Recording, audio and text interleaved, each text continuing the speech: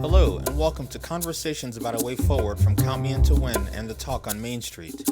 Today's guest is undocumented activist Aly Wane in a conversation about a way forward with Annabel Park. How are you doing today? I'm doing okay. These past couple of days have been a little heavy. As someone who has done some organizing with the Movement for Black Lives, these past few days of protest rallies, uprisings have been in my heart. I personally have not had the energy to get out there because I feel like I've been protesting this stuff for many years and it's just been exhausting. And I feel like with this particular round of protests, I can trust in the young organizers who are coming out of the movement. So I can conserve my energy and just do more analysis, speaking, writing, rather than being out there. But it's a hard time for everyone, for Black folks, but for everyone. I mean, and you add COVID-19 to all of this stuff, and it's just a pretty toxic mix. Yeah. But I'm glad to be here to have this conversation with you, though. How are you? Yeah, I just feel like I'm focused on surviving.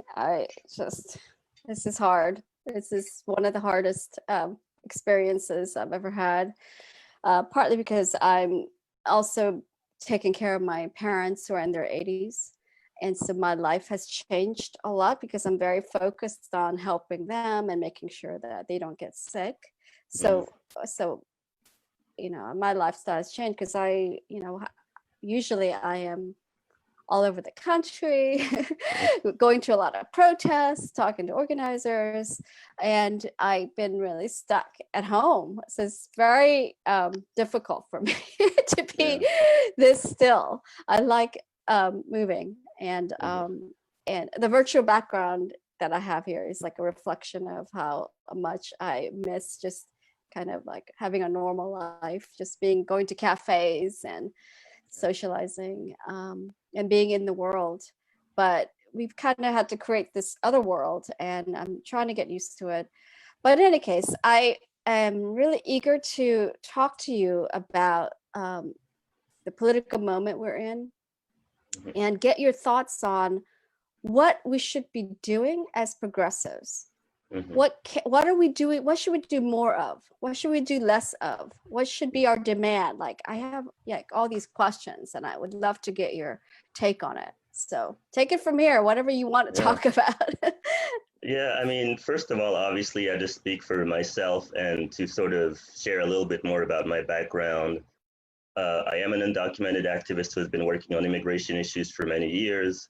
But I also started out doing anti-war work. I did some economic justice work with the American Friends Service Committee. I've organized with the Movement for Black Lives as well. For a while, I was with our local Black Lives Matter Syracuse chapter. So I've had sort of the experience of organizing across different movements. And so as an entryway into our discussion, I guess that in terms of my positionality in terms of where we are with regards to the 2020 election, I would say that over the past couple of years, it's not so much that I've been organizing, against Republicans. Very often, many of the campaigns that I've participated in have been directed at Democratic Party leadership. Specifically on the immigration issue, it's been a real battle, for the Democratic Party to get, even the smallest of things moving in our direction.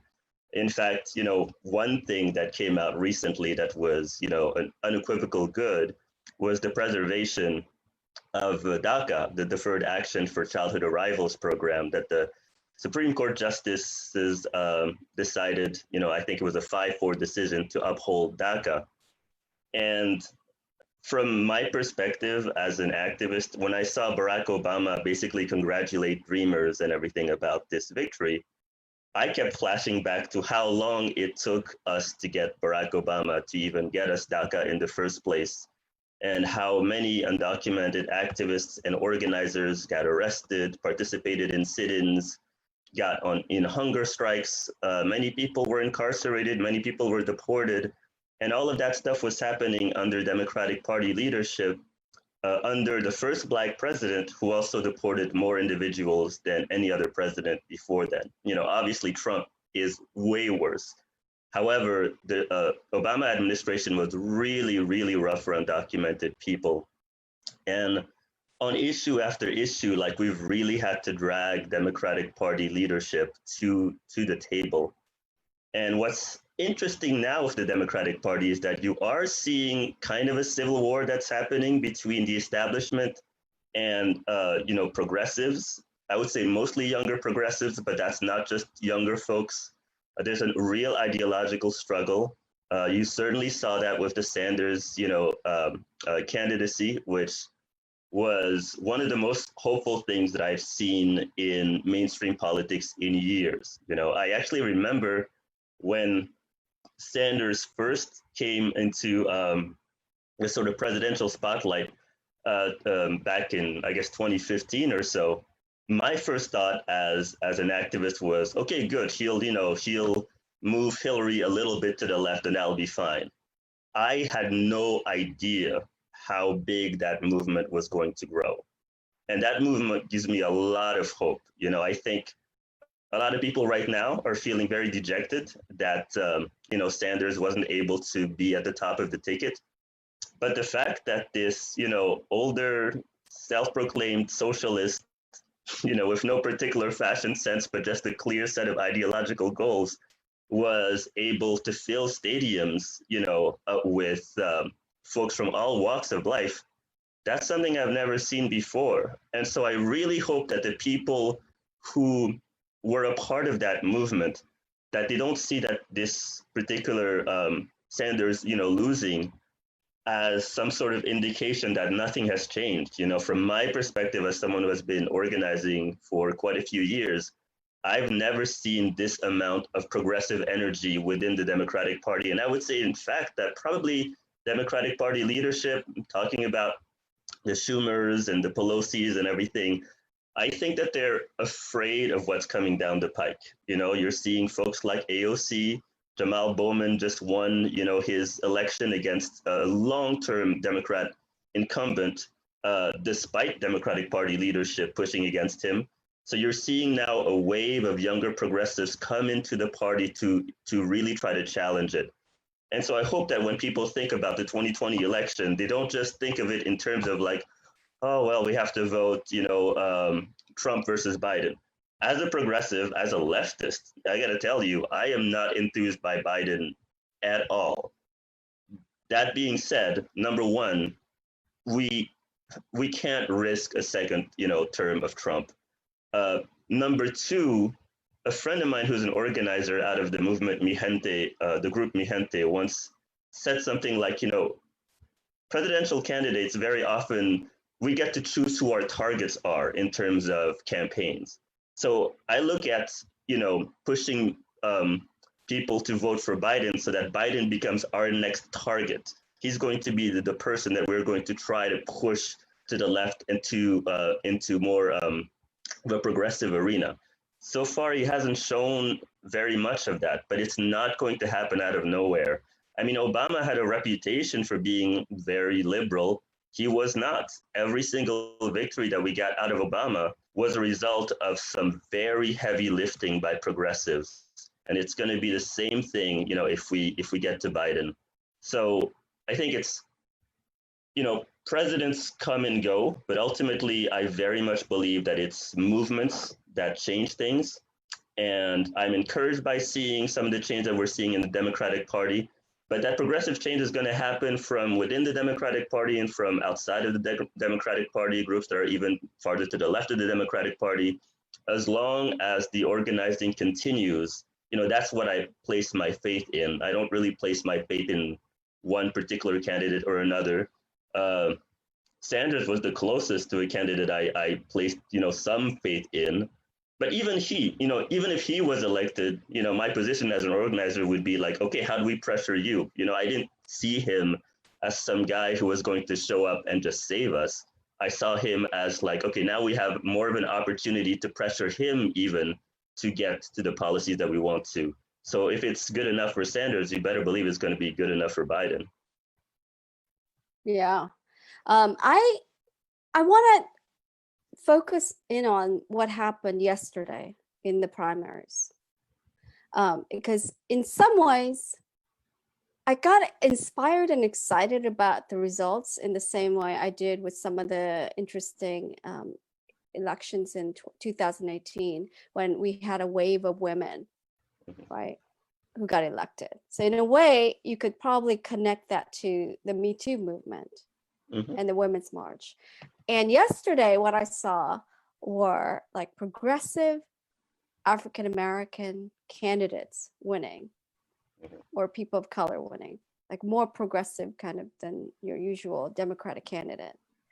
And so people like, well, we don't know exactly who won the Kentucky Senate primary, but Charles Booker just may win that election. But if he doesn't win it, it's going to be damn close. And I think he probably would have won if he had had more time to build on the momentum he got from the Black Lives Matter protests, and then Jamal Bowman, and there's a candidate in Virginia I voted for named Qasim Rashid, who's also a very progressive candidate, running in Congressional District 1. And so, I feel like Bernie Sanders and AOC and Justice Democrats had everything to do with that. So there was Black Lives Matter, yes, but the foundation also was built by people like AOC, because she inspired people to run, to actually take on people like Elliot Engels, and Amy McGrath, and to believe that it's possible to really push the Democratic Party left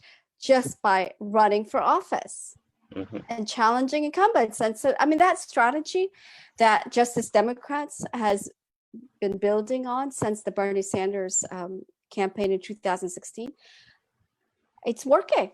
And so I feel very excited about this. I feel like we're looking at potentially a whole new Democratic Party that I hope doesn't feel like the Tea Party takeover or the Republican Party, but these are very serious people with just incredible political skills. I don't know what the political insiders might say about them, but I have a feeling there's a lot of respect for people like Bernie Sanders and AOC, even among like the political class in Washington, because they're coming out with very serious solutions and policies, and they're very savvy. I don't know. Yeah, but I mean, the thing that's complicated to me, and I guess it's not complicated, I get excited by these new voices. I also, from what I observed, I've seen that Democratic Party leadership right now does not want to let go of the reins, Yeah. Just as with Jamal Bowman, like they put their thumb on the scale against the progressive, and right now they're not willing to accept that there needs to be changes.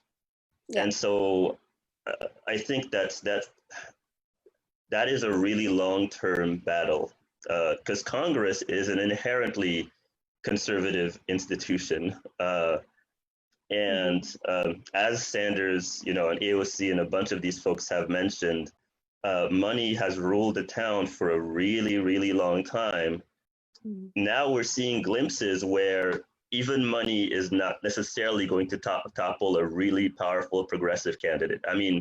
Jamal Bowman was flooded in terms of fundraising, in terms of like being out fundraised by Elliot Engel.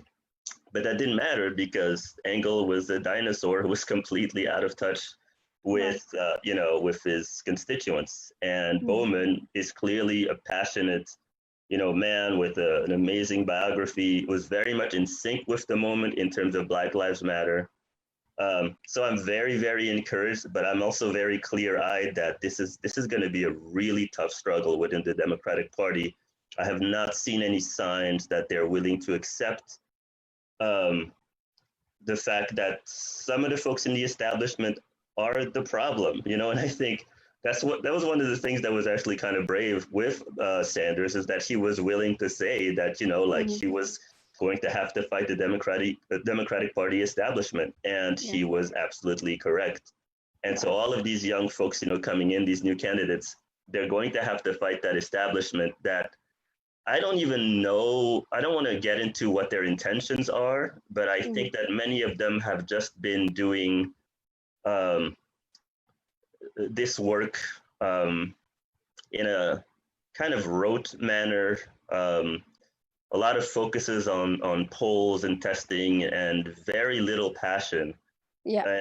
And in relation to the 2020 candidacy, for example, and not to sort of keep dumping on him, but like we're in the midst of a pandemic, of a literal pandemic, and Biden is having to be dragged on Medicare for all. Like he's not there. If anything, last I checked, he was saying that, he would veto something like that were it to get to him. I think that there's plenty of room to move him on that.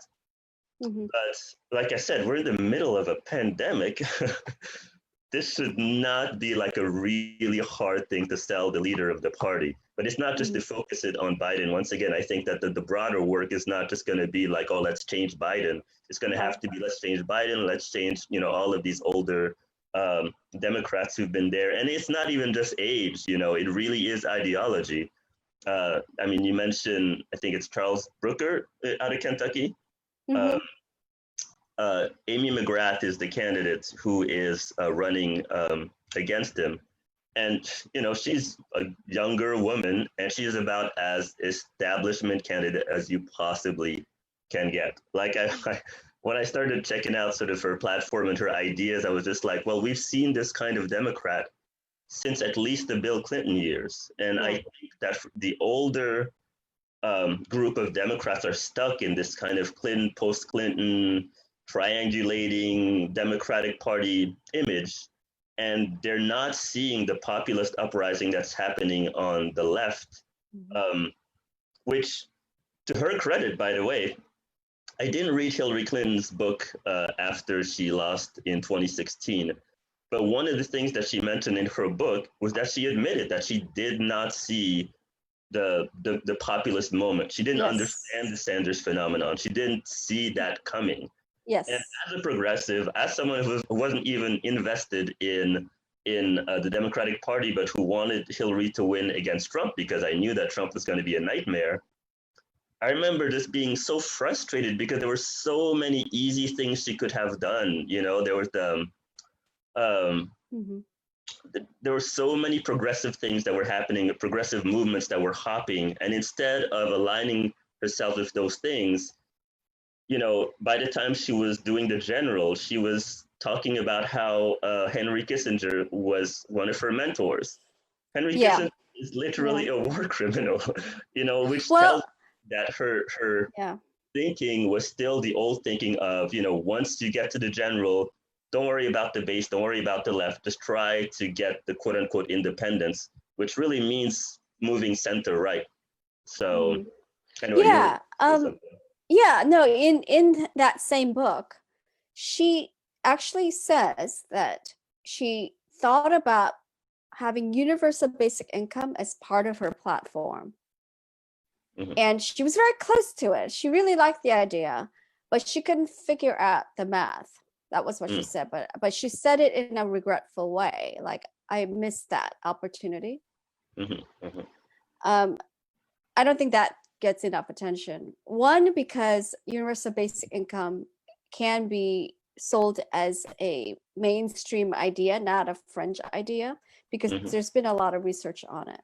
And even Hillary Clinton thought about putting it on her platform. So that's one thing. The second thing is that she admits basically that what she was doing was just going for things that she thought would help win. So we still don't know what she believes in. And that's the problem with a lot of people running for office. You don't really know what they believe. And I know from having been part of some campaigns that there's a lot of talk with consultants about what the winning message is, what the winning strategy is, the polling and all that stuff. So they're just coming up with like a recipe for how to cook the best meal. But they spend very little time on like, what do you actually believe in? Mhm. How can you connect your passion to this campaign? And I guess that's what you and I are responding to, is that Bernie Sanders and AOC and Jamal Bowman and some of these other candidates that we like are running because they're passionate about this. They're genuinely progressive, and they see an opportunity right now because so many people are hurting and looking for real answers. And they heard the siren song in 2016 from Bernie's campaign, like, this is possible. This is not Right. just a dream, and it's Mhm. not crazy. A lot of people believe this. And so I don't know. I think right now we have an opportunity to really build a very inclusive, powerful movement Mhm. that is progressive, that is populist, that isn't going to be presented to the general public as like the Tea Party of the left. Mhm.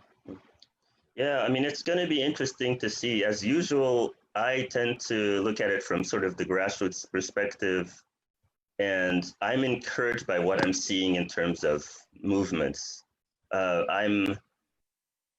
Yeah, in terms of the project of moving the Democratic Party to the left, like I said, I really think that's going to be a really long-term project. It's not going to be easy. But don't you think we're doing it though? I mean, I isn't think that happening? Yeah. I'm seeing glimpses of that, and I'm happy about that, which is really good to see. And I'm by that I mean, I'm starting from the beginning of the Sanders movement, from back in 2015. I'm someone who, like, when I first got involved in politics, it was the first Bill Clinton candidacy. And Bill Clinton was the first president who who basically disillusioned me about the Democratic Party in many ways, because he started out, some pretty progressive ideas. And as he got to the re-election, I think that he started to move the party a little bit further out to the right. It became more and more about money and fundraising rather than progressive ideas. And the thing that's important about that is that I think a lot of Democratic Party folks who are in leadership don't see, I think, the pain that it's at the bottom, of this country, like the progressive anger, because class is like a big issue. Yeah. For example, while I did not predict Donald Trump specifically, one of the first pieces of activism that I did was with the Catholic worker movement in upstate New York. Yeah. And we were basically working with, this is, back in 96, 97, 98, something like that. But I was mostly working with like rural, poor white folks living mostly in trailer parks, and we would do things like rehab their homes and things like that. But it's not like I even had a sophisticated understanding of politics. But I remember living in those spaces and thinking to myself, oh my God, these people have been completely abandoned by both parties. And I remember thinking at the time, if the Democrats don't go back to their progressive roots and don't start fighting seriously for working class folks, some right-wing demagogue is going to show up. He's going to use racism. He's going to use xenophobia. He's going to use fake right-wing populism to get these people's votes, because they already feel like they've been abandoned by both parties, and very much the Democratic Party included. And that only got worse, between the last Clinton campaign.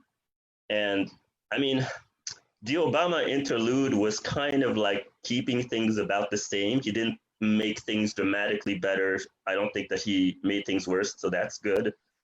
But there wasn't a serious appeal to working class folks. I mean, by the time we even got to Obama, you probably know, because you probably pay more attention to Democratic Party politics than I do. But if you look at Democratic Party sort of ads around the time, you would almost never hear the term working class.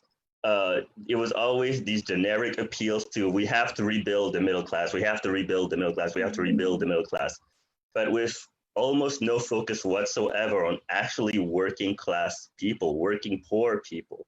Mm-hmm. And so like, I don't even like to assign bad intentions to Democratic Party leadership. I just think that a lot of them have been so out of touch with the Right. main of like people in this country who are increasingly living paycheck to paycheck. And that's the opening that Sanders had and was able to effectively use from 2015, even to now. And that is an opening that I can see progressives using, including the AOCs. Like, part of the story of AOC that's inspirational is that she got to Congress basically being like a working class person. Like, I remember the stories of her having to figure out how to even get like decent housing once she got there. And one of the reasons that we trust her is that she knows what it's like to struggle. Yeah. And through no fault of their own, many of the folks in the Democratic Party, leadership right now, they haven't struggled for a long time. So Yeah. you present to them something like Medicare for all, and it's just kind of like, oh, now you're talking communism, Whereas I think that AOC and Sanders and a bunch of these folks they're seeing the pain at the moment, and they're seeing the opportunity to create a multiracial, solidarity-based movement that is going to change not just the Democratic Party, but just politics as a whole. And so that's where I put a lot of my hope in. Some of the work is going to have to be transforming the Democratic Party from within, and some of the work is just going to be the long-term work of organizing from the grassroots. That's going to happen. Right. And I think for the piece that I want to add about Biden and this campaign is I'm online all the time, and I'm seeing a lot of older sort of Democratic Party folks kind of talk down to younger folks about having to vote for Biden. Basically saying if you don't vote for Biden, you're a monster, or you're basically electing Trump, or what's wrong with you? Right. And what I would say to those folks is you can get those young people to vote for Biden, but it can't be a lecture. You have to understand that the economy that they're living with and that they're dealing with right now is worse than it has been. I mean, I'm a Generation X person, and things were, not great for us, but believe me, things are harder for them. And one of the examples that I use is when I left school, I had to leave school because I think I had like $14,000 in debt for at the university that I was going to. And I left school because I couldn't pay for that. This was back in the mid 90s. I mean, now, some folks going to universities are showing me their debt load, and it's insane. Like, they would be happy to have $14,000 in debt. That's how crazy things have gotten. And so I think that those of us who want to maybe nudge young folks into, maybe sucking it up and voting for Biden have to understand, like, you have to understand their pain. I'll even give you a specific example. A couple of weeks ago, I was in a retreat that was about, how do you do grief work as you do organizing? And there were lots of folks there with different identities. And I remember meeting a younger white woman. She must have been maybe in her early 20s or so. And as she was expressing her sense of grief about this moment, she actually said to the group, the only thing that is giving me hope right now is the Bernie Sanders campaign. That's how much that campaign meant to those young people. So what I would say is, like, give young people some time to feel, to grieve, and then think about how do we strategically invite them into this longer project, which is not simply about re-electing Biden, because re-electing Biden is not going to change things all that much. What it will do is stave off the worst of the worst, which is, another Trump, a cycle. And then it gives us an opportunity to organize and push and prod Biden and Democratic Party leadership as a whole. That's less sexy than saying, like, hey, let's just get Biden in and everything is going to be great. We're inviting them to do long-term work. But I would say, instead of lecturing folks, just like hear their grievances out. Some of them really are struggling. I knew that the Sanders campaign meant a lot to people, but I was still taken aback by this young woman just literally saying, like, I'm holding on by a thread. I hope Sanders wins. there was a lot of pain, when he eventually lost the primary to Biden. And so the last thing that those of us who want Biden as the better alternative, the last thing that we should be doing is like just coming down on these folks and telling them like, it's this binary choice, either you vote for Biden or you're a terrible person. I guarantee you that will push these young people away. So we really need to be very strategic in terms of how we invite them into this broader, longer term organizing. So how would you put it? Help me figure out like what would be the best way to make that argument. Well, I mean, for me, it's pretty simple. I mean, I've never looked at presidential candidates as, choosing for some kind of person who's going to fix things. I think I mentioned a little bit before, even if Sanders was elected, my next thought would be, okay, how do we pressure and prod Sanders? I think one of the things that's great about being a grassroots organizer is that we don't necessarily rely on just, taking leadership from politicians. We act accordingly. I mean, certainly as someone who's been a part of the migrant rights movement, I can tell you that at every step of the way, Democratic Party leadership told us, you can't do this, you can't do this action, you can't use these words, you can't use that language because it's not going to be strategic, it's going to look bad, it's going to do blah, blah, blah. And every single thing that we won because we pushed that. And so in a way, what I would tell people is that you do have way more power than you actually have. And it's elections to me are literally like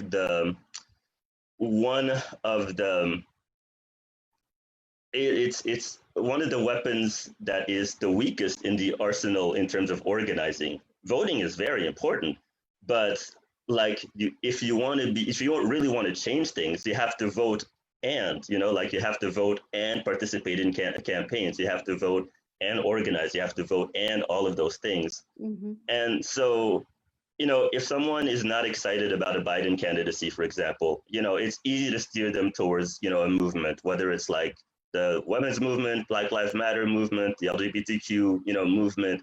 There are all of these exciting movements that are happening right now. And so maybe you could say to someone, listen, you can vote for Biden as a lesser of two evils, but if what's important to you right now is to do some organizing, join these different movements. That's where you're going to get your energy. Don't focus on simply this binary. Right. I love that. Oh, by the way, I want to quote my friend Donna Kim Murphy, who's a badass immigrant rights activist in Houston. She's a Korean American, and she basically said this. She said, we do need people inside who are going to be receptive to our pressure from the outside. Mm-hmm. So we're going to get that more from Biden than obviously Trump, right? Mm-hmm. But we're on the outside, and that's where she's comfortable, and that's where the movement is. Like, it's about creating that pressure. And I think keeping our eyes focused on that, that pressure that we're going to exert on anybody who's in position of power, I think it's really a great message. I mean, I feel like when I talk to younger people or people who are very cynical or alienated by the Democratic Party, there's sort of a chicken or the egg problem. They don't like the candidates, so they don't want to vote, right? And the candidates end up saying really bland things that really don't lead to change, because the voters that are reliable voters, okay, are middle of the road, don't want a lot of change. So it's like something has to change first, the candidates or the voters. And my argument is we have to focus on the voters. When the voters change, we're going to have the candidates that we want. So we just have to start voting, because that's how we build power. It's kind of like, eating healthy or exercise. We just have to build up power so we can put that pressure, and we can put a lot of pressure if we are regular voters. So anyway, so that's kind of like how I would want to say it to some of the younger people. I am talking to a young activist later on tonight. I want to try that out with her, even though she seems like very engaged, but I know she's trying to organize people in college, and it's a struggle, because they don't want to pay attention, because they don't think, even now at some level, they still don't think it matters if you vote. They don't really understand that voting is about power. It's like not like paying taxes or getting a driver's license. It's not some boring thing you have to do to be a good citizen. It's about whether or not we have power as a people. Anyway, but I mean, going back to immigration, I follow you on this topic. I mean, I trust you on this topic more than really just about anybody. And you've taught me a lot about immigration policy and politics. And I want you to kind of explain your perspective on what is progress, what's not progress, and in particular, how you feel about Obama. Yeah, well, I mean, so going back to the decision about DACA, I don't want to sort of skip over that because I was on a couple of conference calls with immigrant organizers before the Supreme Court decision. And the general theme of all of these conference calls was, what do we do when DACA expires? There was no one person who was saying to themselves, we're going to win on this. This came as completely unexpected. I'm too old to qualify for DACA, but I also have so many folks who are undocumented, who are young, who have DACA. This gives them a solid 9 months to a year of breathing room, and it's a huge, huge deal. So that gives me a lot of hope. There are a lot of campaigns focusing on practical things like getting access to driver's licenses is a big deal. Figuring out how to get immigrants access to healthcare, which has always been a really important goal, but especially in the age of COVID-19, we need to make sure that everyone, gets some level of coverage. So there are all these micro campaigns that move us in the right direction. Of course, calling attention to the atrocities of what's going on at the border, the just restricting of immigration. Things are about as bad as I've seen it. I think I started out organizing specifically on the immigration issue, maybe around since 2007, 2008 or so. This is the worst place that we've ever been in terms of immigration politics.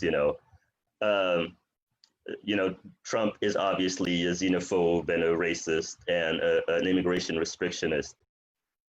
But certainly organizing on immigration issues post-Obama has been really complicated because if you are someone who only listened to Obama in terms of his speeches and did not pay that much attention to policy, you would think, oh, Obama was great. There were plenty of times when, even as I was engaging in immigration campaigns, I would stop and I would listen to an Obama speech on immigration, and I'd just be like, yeah, that's great. Why don't you implement that or those ideas or that vision? And this is where it's really important to go beyond just the Democrats versus the Republicans. What Obama did on immigration is what a lot of Democrats have done on a whole host of issues. Criminal justice is the same thing, where in order to try to get Republicans on the table to get immigration reform, he and a lot of Democratic Party leadership kept giving Republicans more and more on enforcement issues, more border enforcement issues, more militarized border. And so what we ended up getting with Obama is a ton of enforcement, record level deportations. And the main thing that we got out of that was DACA, which really had to be pried out of him. I remember that the DACA campaign was a 2-year-long campaign to get him to the table on that issue. So much so that when he actually did change his mind on DACA, Republicans who were very savvy, used his own previous words against him to say that what he was doing was illegal. And so one of the things that's complicated about organizing on immigration nowadays, especially if younger, with folks who are just new to the struggle, is that they paint this very black and white picture of, Trump is the worst president ever, like the devil, versus Obama was an angel, and wouldn't it be great if we had him back? And I'm here to tell you, as an as an immigrant, I don't fantasize or mythologize about the Obama years. The Obama years were rough. The first 6 years of the Obama years were, I mean, they were going after everyone in order to get those numbers up so that Republicans would come to the table. But of course, Republicans never did come to the table. Every single time that the Democrats would cave in on enforcement, the Republicans would move the goalpost even further out to the right and increase their demands in a more sort of xenophobic area. And so Obama was caught in this game where most of his presidency, I think intentionally, he was trying to get immigration reform. He was trying to get more people legalized, but his calculation was that the only way I'm going to get Republicans on board is that I show that I'm tough on the border, I'm tough on enforcement, all of those things. And it wasn't until the very end of his presidency, I would say the last 2 years, where his agencies, ICE and CBP, really did start to slow down on going after pretty much everyone. And when it became, when they really started to of who they went afterwards. But for most of his presidency, it was rough. And sadly, he then ended up a very well-oiled enforcement machinery to Donald Trump, who is intentionally xenophobic. He's intentionally racist. He knows that he can frighten the American people with, myths about MS-13 gang members and everything. And since the economy is not doing well, I mean, you know this better than I, every single time in American history, when the economy is not doing well, immigrants are the scapegoats. And that's what Trump is doing, which is a really easy game for him to play. So, I mean, I don't anticipate any big wins in terms of immigration for a while, but certainly we're not even going to have a window into progress unless we get, at least a Democrat elected.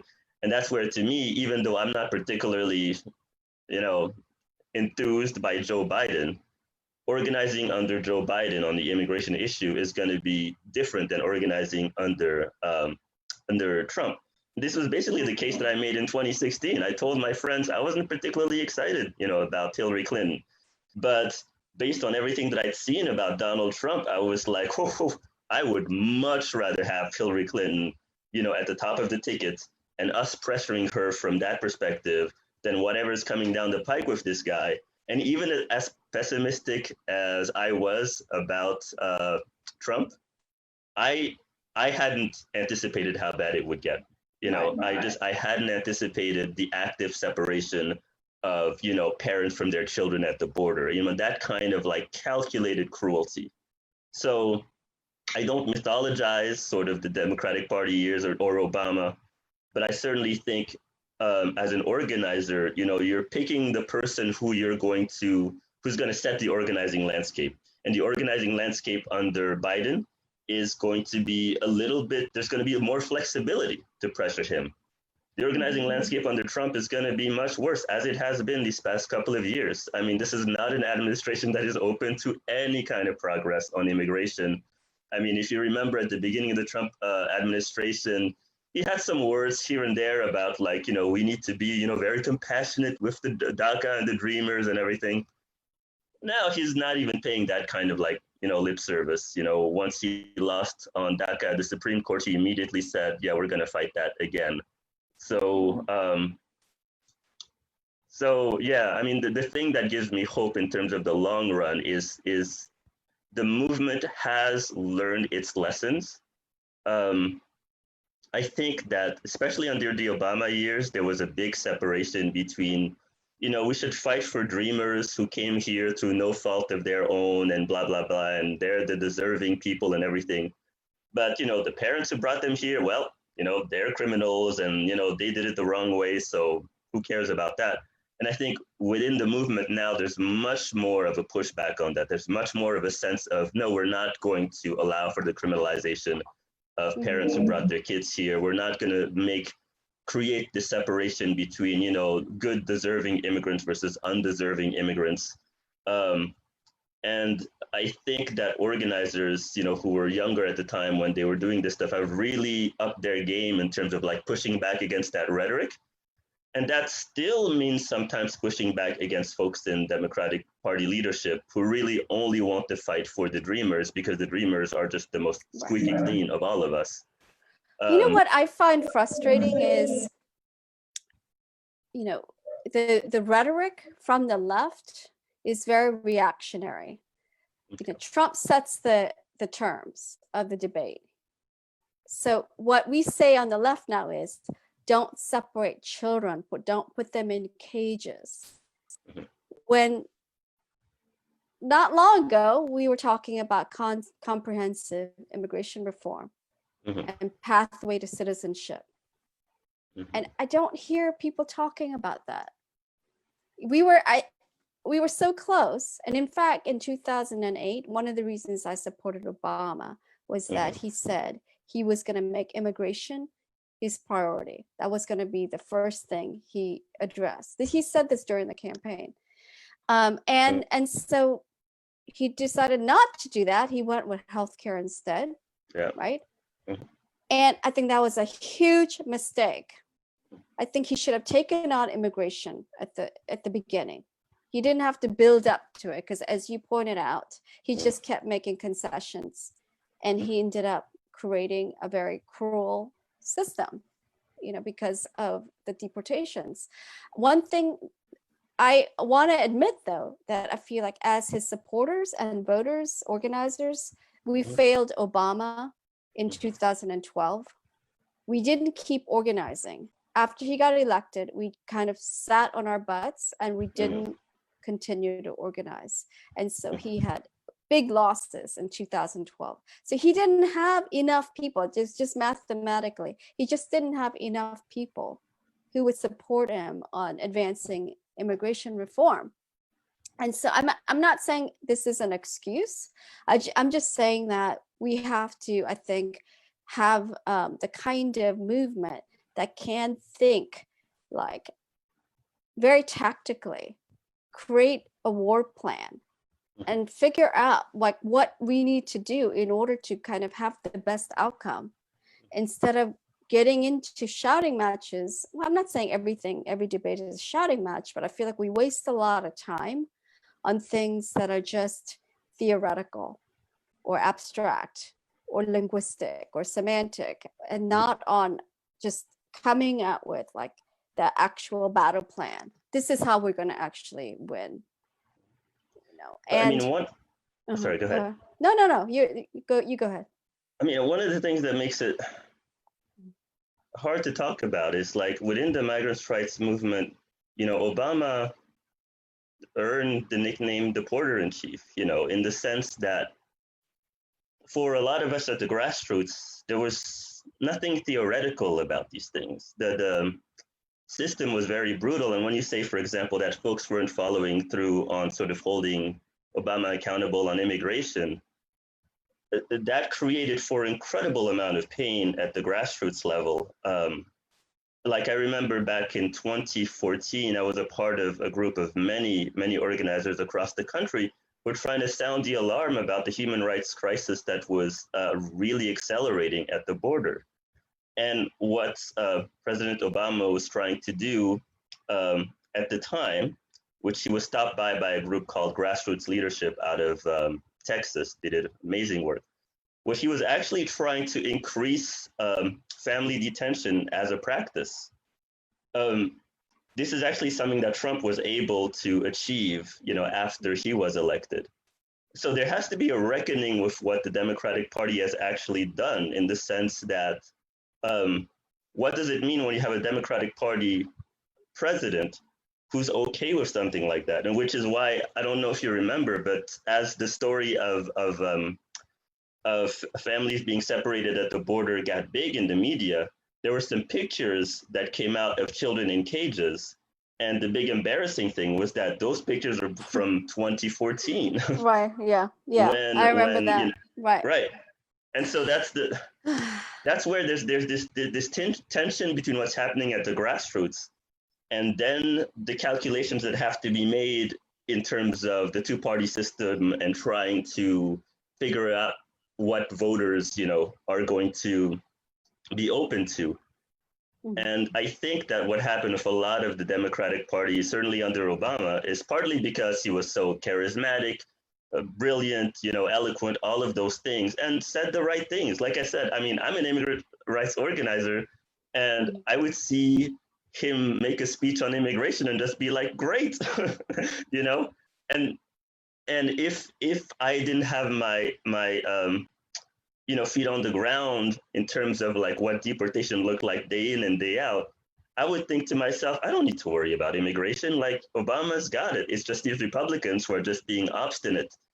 So that's actually why, like, one of the things that I had to make clear when I really got serious about organizing on the immigration issue was that I needed to understand that there were three different sets of self-interest. There's the self-interest of the Republican Party, the self-interest of the Democratic Party, and then the self-interest of immigrants. And those things aren't necessarily always the same thing. Because from a two-party perspective, I understand the game that Obama was trying to play, that whole sort of like, if we give enough concessions, hopefully we're going to get this good thing, which is immigration reform, which we all want. So I understand the calculation. It didn't make that calculation less painful at the grassroots, however, for the people who are the sacrificial lambs. I'll give you an example of that specifically. In fact, it was around the time when the border crisis was happening with migrant refugees coming in.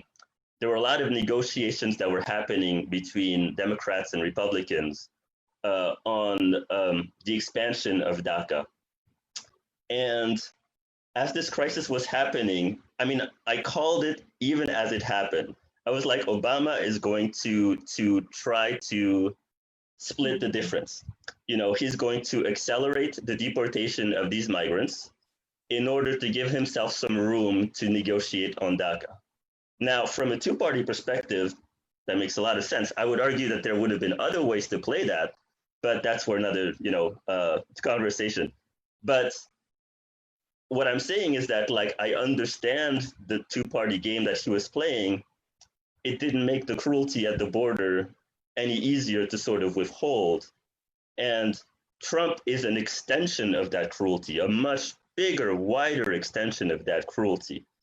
But that cruelty had been building, within a Democratic Party presidency. And that's what makes these conversations so hard because, obviously Trump is like the worst, but at the same time, Right. if we don't have a critical look into what led to Trump, we don't understand how we got to this level of cruelty. And we should not retreat into any kind of romanticizing of sort of Democratic Party leadership.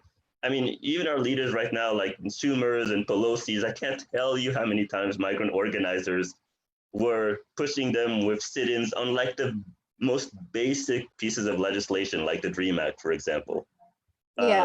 So, yeah, it's a really complicated thing because I get the calculations in terms of the two-party thing.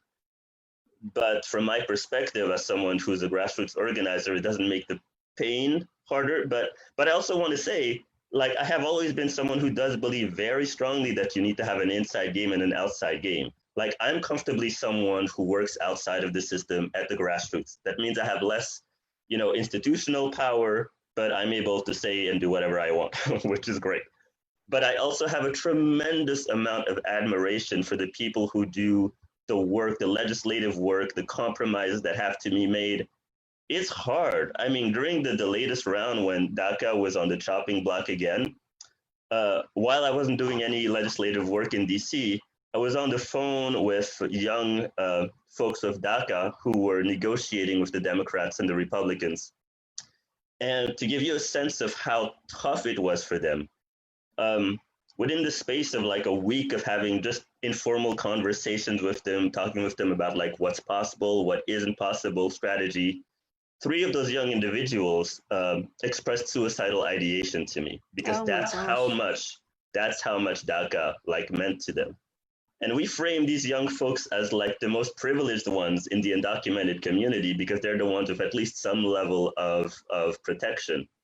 But that's how hard those negotiations were for them.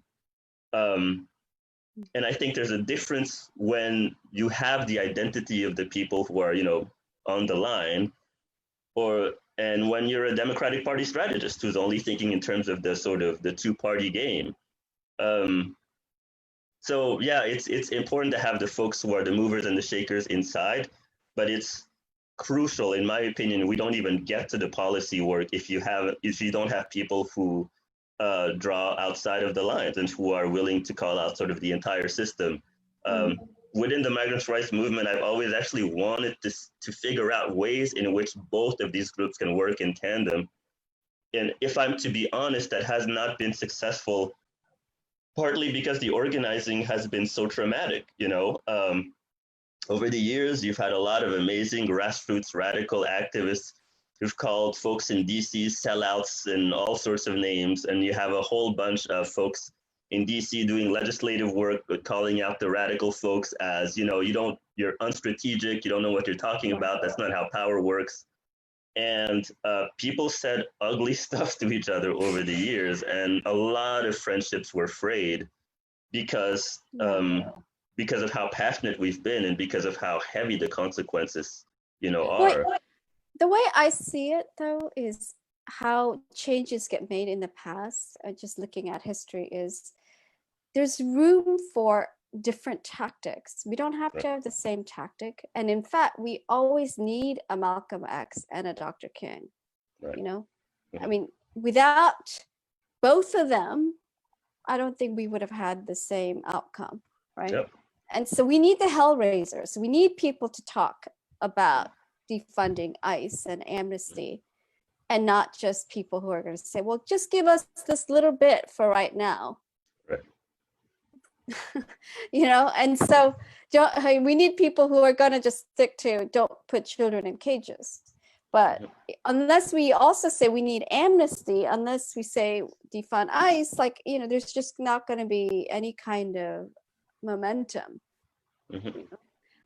So I feel like we often argue when we don't need to choose one. You can do this, I can do this. And all of that kind of goes into framing the argument and the decisions and the power struggle. And so I don't know, I get frustrated with people who are too moderate, who get really upset about some of the rhetoric and say, well, we shouldn't use these words. It freaks people out. No, but that's how we get people's attention. If we don't say that, then no one's going to pay attention. Yeah, and I mean, if you even take the whole defund ICE, defund the police and everything, and of course everyone is freaking out about that. On my journey of organizing, I slowly became attracted to abolitionist politics that have been talking about these issues for a long, long time. And it's not just sort of this pie in the sky thing. There are lots of really good, interesting, possible, politically palatable ideas in there. And in fact, right now, in this particular moment, I'm trying to listen to those voices. There's an organizer named Mariam Kaba, who is just an amazing fount of wisdom when it comes to especially the fight against mass incarceration and the fight against the defunding police.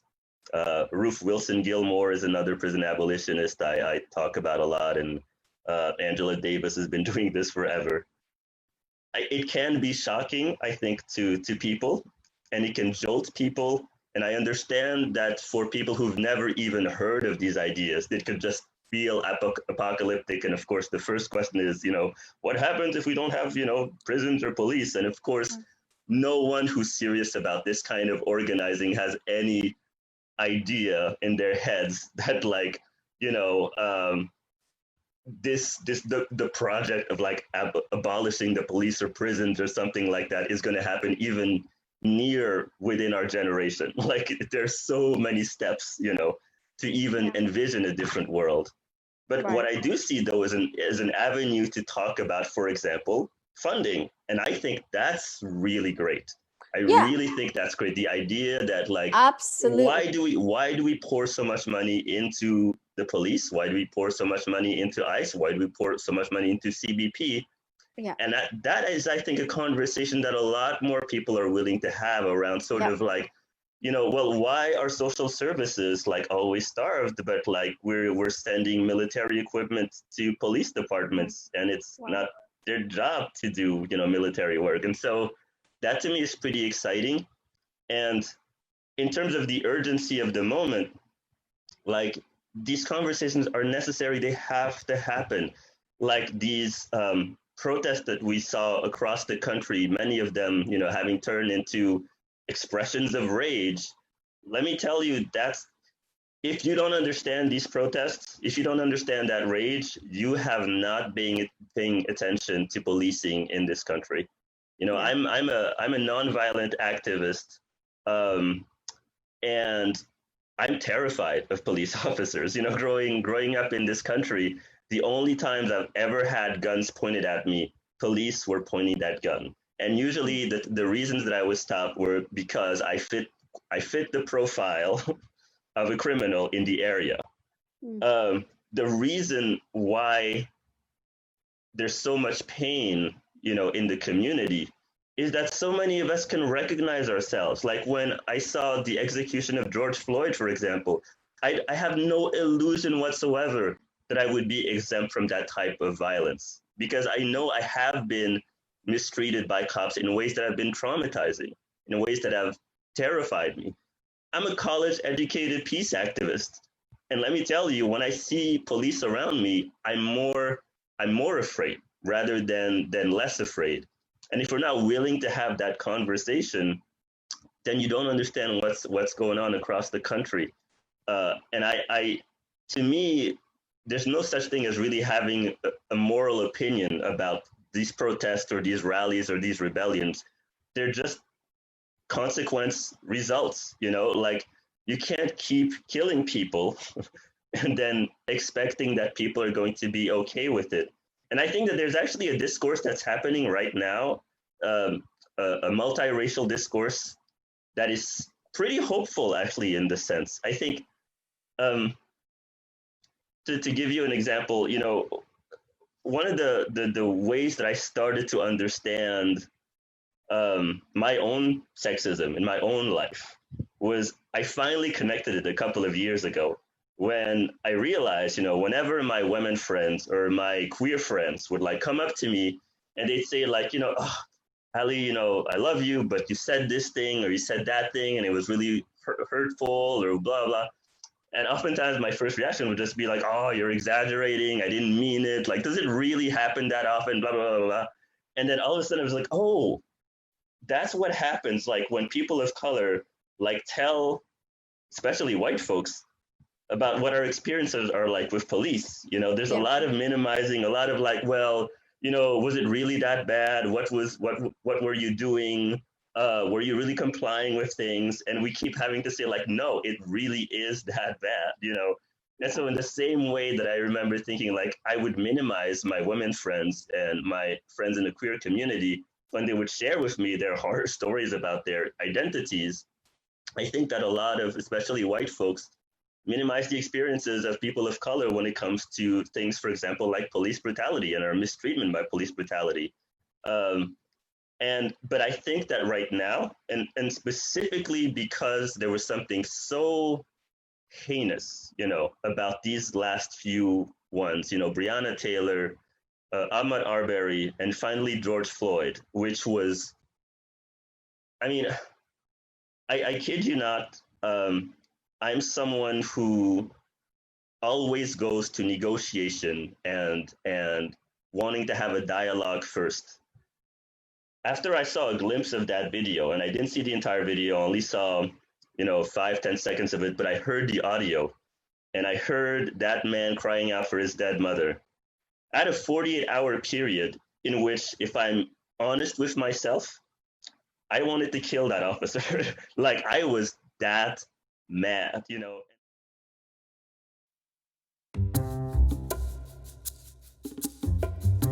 You've been listening to Conversations About a Way Forward from Count Me In to Win and The Talk on Main Street. To learn more, find us on Facebook at The Talk on Main Street.